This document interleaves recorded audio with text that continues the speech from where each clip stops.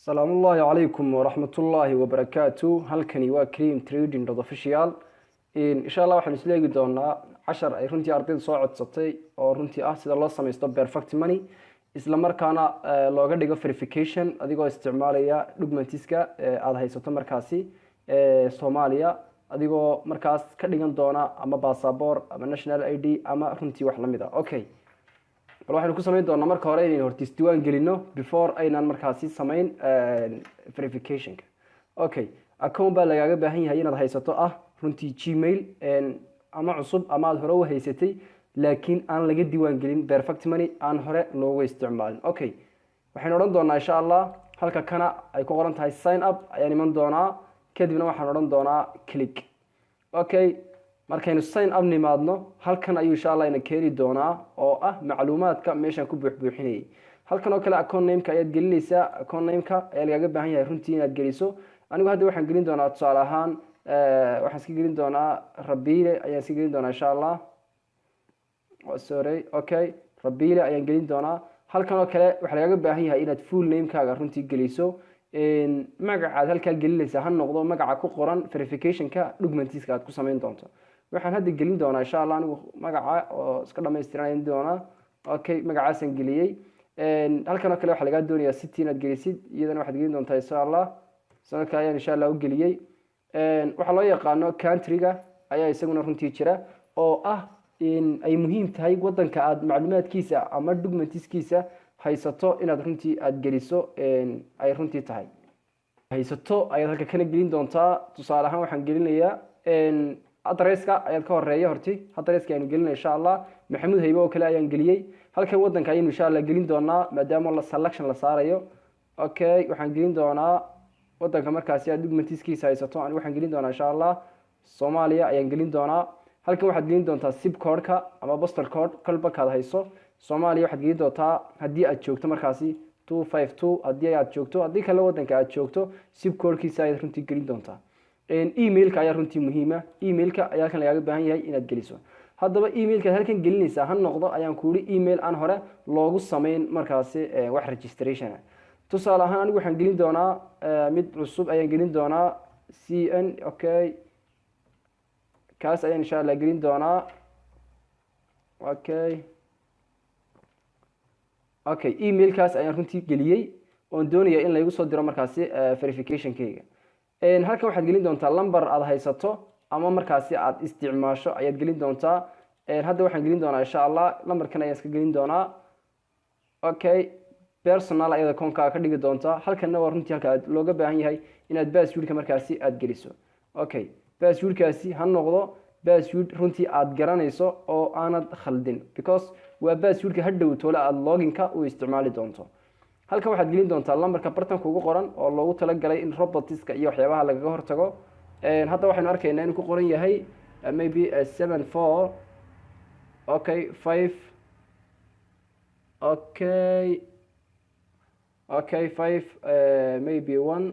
Okay, 7. haddii aynu khaladno isaga markaas ina joojin doona kadibna dib ayaynu insha Allah ka geli doonaa. halkan waxaad leedahay agree ayaad leedahay oo waan aqbalay.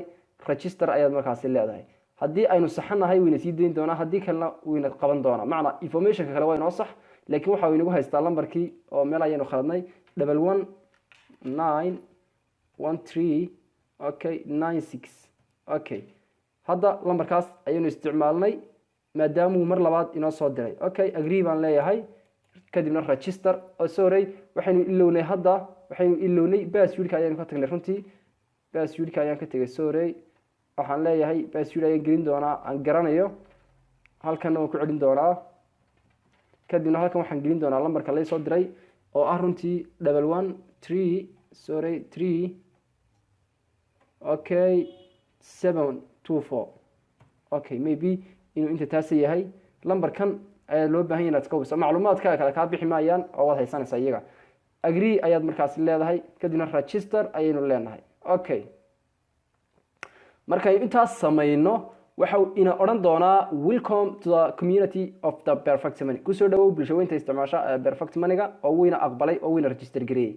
wuxuu sameyn doonaa wuxuu ku leeyahay registration progress email-kaagii flow gare ama eeg si aad markaasi u aragtid member ID-ga aan ku soo dirnay. waa kana halkan waxaan arkayaa kan hore message kan waa inuu registration kii sameeyay kan labaad baan tagi doonaa uu leeyahay waad samaysay registration kii waanad ku mahadsantahay doorashada aad perfect money dooratay waraaqdan muhiim ah inaad wada akhrido waxa just muhiim ah waxaad wadanada wire transfer laga sameyn karo iyo waxyaabahaas aad ku arkaysaa laakiin naga hadda waxa inoo muhiim ah inaynu aragno wax loo yaqaano member ID oo runtii muhiim ah member ID oo ah tii aynu ku isticmaalnayn loginka ayaa runtii la inagu soo diray tan labaad ayaa runtii ay ku jidhaa personal member ID waa kana message kan halkan waxa ku jira personal member ID qoraalka barta la igu soo qoray ayaan soo qoran doonaa ama soo koobiyeysan doonaa kadib perfect money ayaynu ku soo noqonaynaa perfect money hadda waynu saaib gareynay hadda waxaan oran doonaa login ayaynu oran doonaa hadda waxaan oran doonaa login maadaama aynu isdiiwaan gelinay halkan marka waxaan gelin doonaa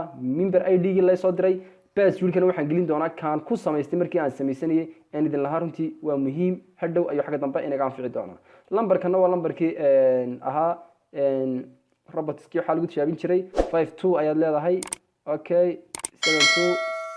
72 okay maybe 74 okay lambarkaas ayaynu gelin doonaa kadibna waxaan leenahay okay haddii hadda aynu macluumaadkeena inoo saxan yahay gudaha iyo sidoo kale inoo keeni doonaa haddii kalena kuma keeni doono gudaha haddii kalena kuma keeni doono intaasi waa waxa loo yaqaano registration kiisi okay qaybta kale waxaynu ku eegi doonaa waxa loo yaqaano sidee aan account-kayga uga dhigi karaa verified account sidee aan account-kayga uga dhigi karaa wax loo yaqaano verified account okay hadda halkan waxa aynu doonayna inaan kusoo qoranto status verified account-keena si aynu account-keena markaa verified uga dhigno waxaynu tegi doonaa insha Allah setting ayaynu tegi doonaa oo tan leftiga u xigta ah kadibna waxaynu right-ka u xigta ayaan leeyahay sorry kadibna waxaan iman doonaa halkan waxaan hoos saro dhan waan soo dhaafi doonaa waxba buuxin maayo account verification ayaan iman doonaa not verified your account status ayaa ku qoran halkaas la doonayay inay noqoto verified haddaba verified maxay ka caawinaysaa waxay ka caawinaysaa inaad account-kaaga iyo mastercard-kaaga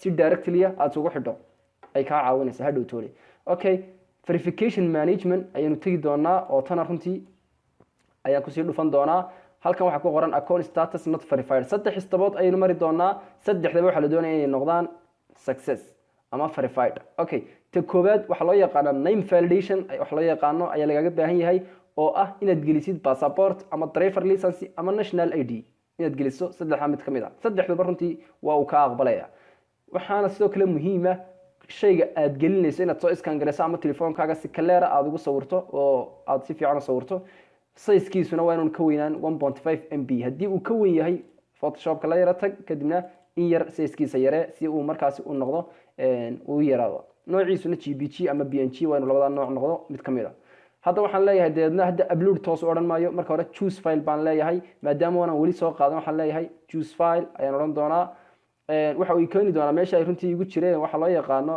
okay waxa uu keeni doonaa meesha ay markaasi ii yaaleen macluumaadka aan markaasi wax ku sawiranayo okay bal waxaan soo qaban doonaa insha Allah documentiski ayaan markaasi soo qaban doonaa waxaan isticmaali doonaa anigu national ID ayaan insha Allah isticmaali doonaa okay hadaynu meelahan ka baadhno national ID-ga maybe inaan halkan ku haynay waa kana waan soo qabsaday national ID-gaygi halkan ayaan keenay markaan sidaa u keeno dhaafi maayo ta kala tagi maayo waa inaan horta isaga upload gareeyo waxaan leeyahay deedna upload isaga dhaafi maayo waxaan leeyahay upload complete wuxuu yiri your document has been sent waa dirtay ayuu igu yiri datadaada ama se documentigaaga okay ayaan leeyahay wuxuu macna iga hayaa validation-kii name-ka ayuu iga hayaa on passport ama driver license ama national ID aan u diray pending ayuu ku hayn doonaa oo way soo tijaabin doonaan tan kalena aan raaciyo iyaduna ah address validation-ka iyadana waxa lagu xaqiijiyaa waa inaad haysato warqadda Swift code-ka ah ama warqad cadeynaysa halka aad degan tahay oo aad markaasi dawladda hoose waxyaabaha ka haysato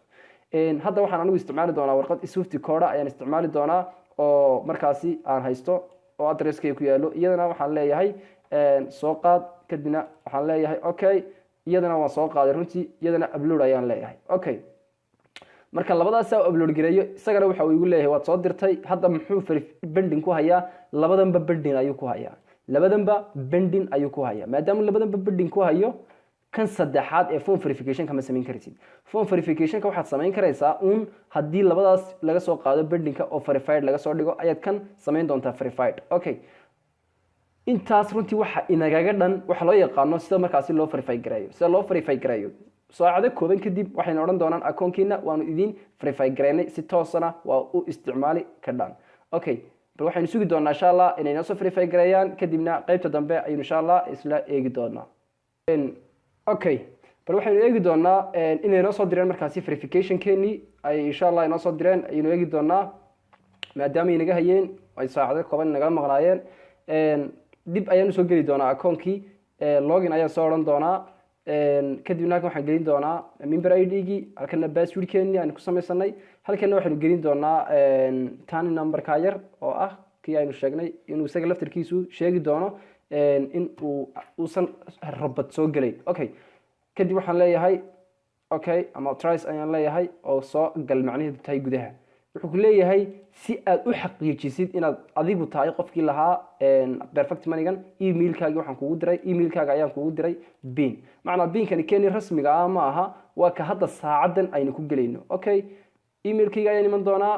Okay, email-kiina haddaynu fiirsano maxay noo soo direen code yar ayay noo soo direen maybe meelahan ayuu ku qoran yahay halka laga soo galay ayuu kuu sheegayaa. Okay, kadibna halkan ayaynu ka eegi doonaa code yar ay markaa noo soo direen si aynu markaasi gudaha ugu galno insha allah. Okay, meelaha kan hadaad u fiirsato maybe inaad ka heshid qoraal yar waa kana waxaan ku qoran bin checking entering this one copy ayaan soo leeyahay isaga ayaan iman doonaa kadibna waxaan iman doonaa halka kan ayaan ku basti gareyn doonaa continue ayaan leeyahay. Okay, gudaha iyo markaa ii soo diin doonaa gudaha ayuu runtii ii soo diin doonaa. Okay, hadda akoonkeeni maxaa laga dhigay hadda akoonkeeni verified ayaa ka soo qorantay verified account ayaa kan soo qorantay macnaheedu waxa uu yahay this account is verified account akoonkaaga hadda waxa laga dhigay verified account ayaa laga dhigay. bal aynu ku noqono setting-gii aynu ku noqono setting-gii markaan ku noqdo haddaan imaado account verification management-gii aan imaado waxaad arkaysaa daatadii aynu dirnay way akhriyeen way ku qanceen kadibna maxay ka dhigaan verified name validation-kiina waxay ka dhigaan verified address validation-ki waxay ka dhigaan verified phone-kii isagana soo kale waan geliyey oo anigoo la verify gareeyay waan geliyey laakiin isaga waxa lagu furaya marka san lagu verify gareeyo ayaa lagu furi doonaa oo isaga lagaga dhigi doonaa runtii verified account lagaga dhigi doonaa. akoonkeenu hadda sida taasa ayuu runtii ku yahay account verified akoonkeenu sida taasa ayuu runtii ku yahay hadda account markaasi verified.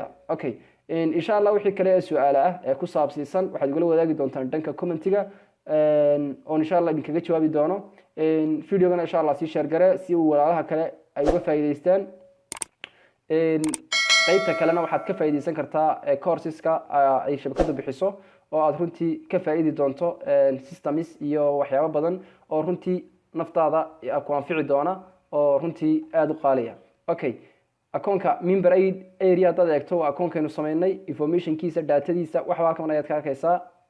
Okay, insha Allah intaynu 10 kan oo kala ku arki doono ama ku soo gali doono waa inoo 10 xiga. Assalaamu calaykum wa rahmatullaahi wa barakaatuh.